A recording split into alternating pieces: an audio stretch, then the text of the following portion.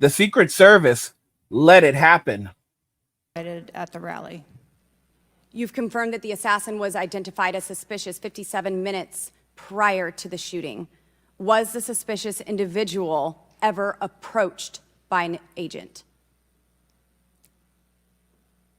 Was any contact ever made with him? Not to my knowledge. The Secret Service let it happen. The Secret Service has confirmed that the individual responsible for the mayhem at the Trump rally on July 13th was a suspicious person 57 minutes before he acted upon what he did there. There was no attempt to approach him or stop him. Why was this? Watch to the end of the video to find out why the Secret Service didn't attempt to stop the individual responsible for the mayhem at the rally. Additional details that no one is talking about, and why they allowed it to happen, and what it means for our future. Now, let's just jump right back into the video, because this thing is absolutely wild. Thank you, Mr. Chairman. I'm going to continue down that vein.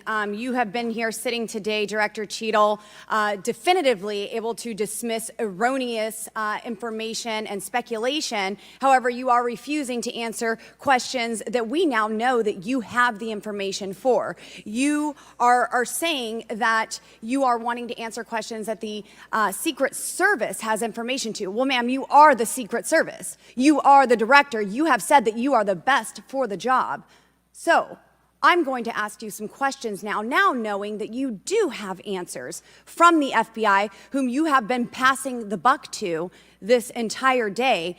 And I'll start with something that, maybe the FBI doesn't know, because it has to do with you personally. You said you spoke with President Trump after the assassination attempt. And I want to know, did you apologize to him directly for nearly having President Trump killed? Yes, I did. I appreciate that. I appreciate that you recognize that this was your failure. Now, since the assassination attempt, you are under oath, reminding you, have you communicated with anyone at the White House on an encrypted messaging app like Signal? Yes or no? No, I have not. Are you willing to surrender your personal phone for analysis? If I am required to do so. Okay. I will look into making that request, because I would like to see your personal phone to see if you're communicating over encrypted messaging apps. Have you ever turned down enhanced security requests from Donald Trump's detail, his special agent in charge, Sean Curran? Have you ever turned that down? No, I have not. Have there been, has your team, has the Secret Service? Maybe not you personally.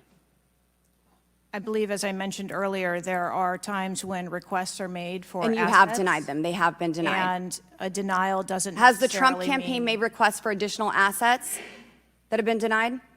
denial doesn't mean vulnerability.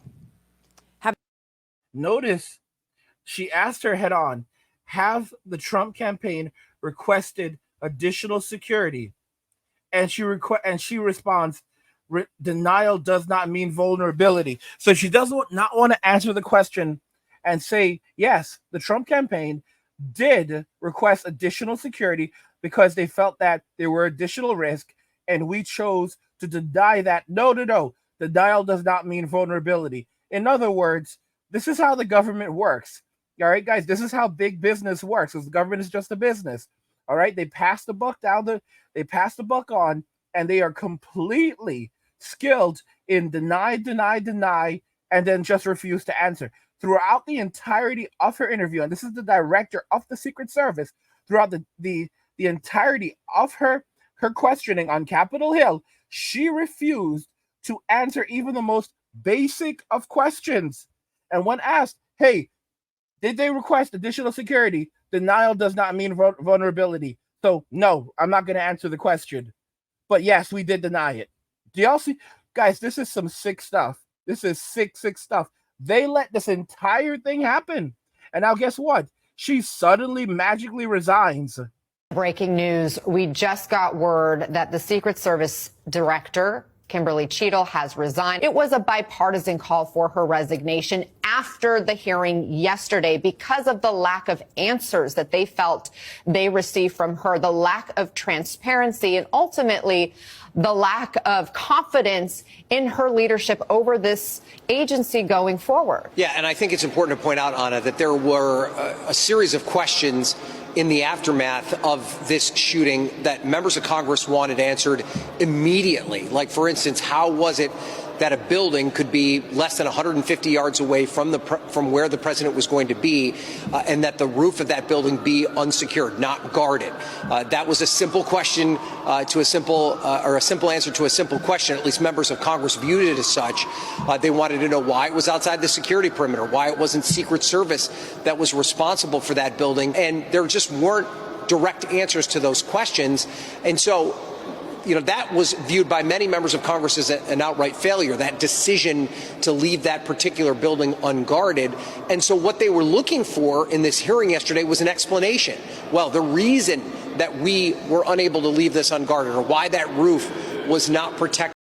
The Secret Service has resigned. Her resignation coming just one day after Kimberly Cheatle was grilled by members of Congress on both sides of the aisle during a testy hearing with the House Oversight Committee yesterday. As you probably know, the Secret Service itself has been under intense scrutiny for the past week or so after last week's assassination attempt against former President Trump at his Pennsylvania rally. In her testimony yesterday, Cheatle said that the Secret Service, quote, failed, calling it one of the agency's worst failures in decades. One of the agency's worst failures in decades. And guess what? There have been others who've spoken about this. All right. Former members of the Secret Service have talked about this, and they've shared their thoughts on what has happened here. Guys, at the end of the day, there was a lot of incompetency that happened here. There was a lot of failure on the parts of these individuals. Okay. For example, they're saying that allegedly the Secret Service sniper who was there and ultimately neutralized the threat, he originally saw the guy and he wanted to take the shot, and he was ordered by his superiors not to take the shot, and eventually he just disobeyed them and neutralized the target anyway. But he was ordered not to act. How strange is this? All right. There were people who were telling the member Secret Service and police officers in the area that there's a guy on top of that building. And then one of I don't know if it was a member of the Secret Service or law enforcement, attempts to climb up the building, and then they don't climb up the building and they just stop. This sounds like collusion. They deliberately chose not to act, hoping that something would have gone differently. And then once Trump was basically went down, they were forced to kind of play it off like, okay, we're gonna protect the president. We're gonna protect the president. Guys, this does not seem right. They're trying to play the entire incident off as incompetence. Oh, the Secret Service was just incompetent. Oh, we were all incompetent that day. We didn't know what we were doing. We were incompetent, but we're the best of the best, and we did the best that we could. But everything that happened was incompetence. Guys, does that make any sense to you? All right? Like, seriously, you could take a bunch of security guards and they would have handled the situation better. I'm so serious. You could have taken a bunch of security guards, okay? Mech cops, okay? Mech cops, and they would have handled the situation way better than these noobs, okay? This was 100% orchestrated. It was allowed to happen. They chose not to take action. Notice she won't even confirm if the Secret Service received additional security arrests from the Trump campaign, basically just saying that denial of security doesn't mean that the president is at risk. Oh my gosh. And it's just coincidental that she is like close friends with Jill Biden and may have been like close friends for like 20 years.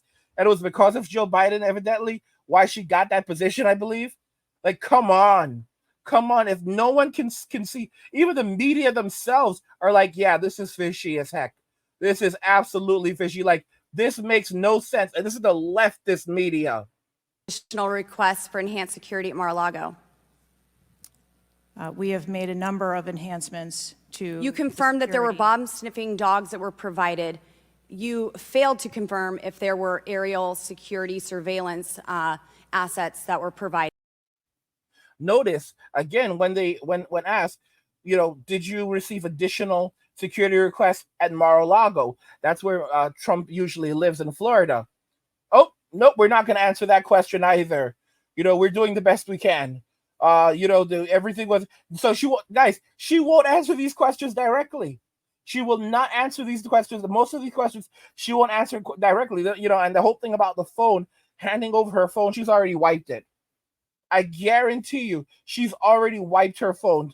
All right, this is how these people operate. She wiped her phone immediately. Wiped her phone just like Hillary wiped those emails. She wiped her phone. Okay, so there's nothing there to see. There's nothing there to see because it hasn't wiped clean. That's if that's if she's even using the same phone that she was using before. The old phone that she was using, because there are ways to recover things, she probably already got rid of it. Forget about she wiped it, then destroyed it. Okay? So that's gone. That's over with. She's already on a brand new phone. There's nothing there to see. Oh my gosh. This is insane stuff. Absolutely insane stuff. No. Was that provided? At the rally? At the rally, yes, ma'am. We had Overwatch provided at the rally. You've confirmed that the assassin was identified as suspicious 57 minutes prior to the shooting. Was the suspicious individual ever approached by an agent? Was any contact ever made with him? Not to my knowledge. Is that the standard protocol for someone who is identified as suspicious? The protocol would be to locate the individual and you said that he was interview. located 2 to 5 times approximately? No, I said that the information was passed potentially somewhere between 2 to 5 And he was never times. located by an agent? To my knowledge, that individual was not located by an agent. We have dozens of rally goers who have identified him, and not one agent on the ground. There are many, many, many agents on the ground, local law enforcement, Secret Service. No one was able to identify him and have sights on and see him. What I'm saying is that the agents that were on the ground at the time, I have no knowledge that they were able to interview him or locate him. Thank you. Was there a local law enforcement officer who approached the roof and saw the shooter and saw that he was present on the roof?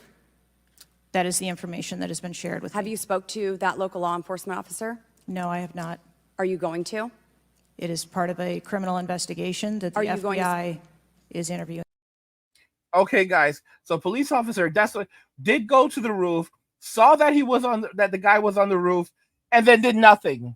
And then when asked by Secret Service, what's up with that? Go ask the FBI. Guys, this is so wild. This is so wild. And there you have your answer. The Secret Service knew that the individual was at the rally. They had seen him already. People in the crowd were pointing police officers and Secret Service agents towards him, and yet they chose not to act. And the Secret Service sniper at the event was allegedly told not to neutralize him and eventually disobeyed orders and did it anyway. It seems clear that this was not solely incompetence and was coordinated to allow the individual to act and then frame the event as incompetence. What we witnessed was conspiracy and collusion. That's what I believe, all right? Based on my assessment and using common sense, okay? So if Trump does return to office, an investigation will likely be opened up to prove that the Secret Service plotted to allow what happened to occur, and it colluded at the highest levels of the government, coming right from the White House, as the Secret Service director, who has now resigned, was close friends with Jill Biden. And by the way, guys, if you're enjoying the content on the channel, consider subscribing to our newsletter for my personal thoughts, insights, and a free copy of my ebook, The Blueprint for Escaping the Rat Race. Click the link in the description of the video to get your free copy and sign up for the newsletter. Guys, what do you think regarding all of this? They let it happen. Do you agree? Let me know what you guys think, and we'll talk about it in the comments. Like the video if you like it. Don't forget to subscribe. And if you like the video, share the video. And just remember that all roads lead to MWAM and walking away. And cheers.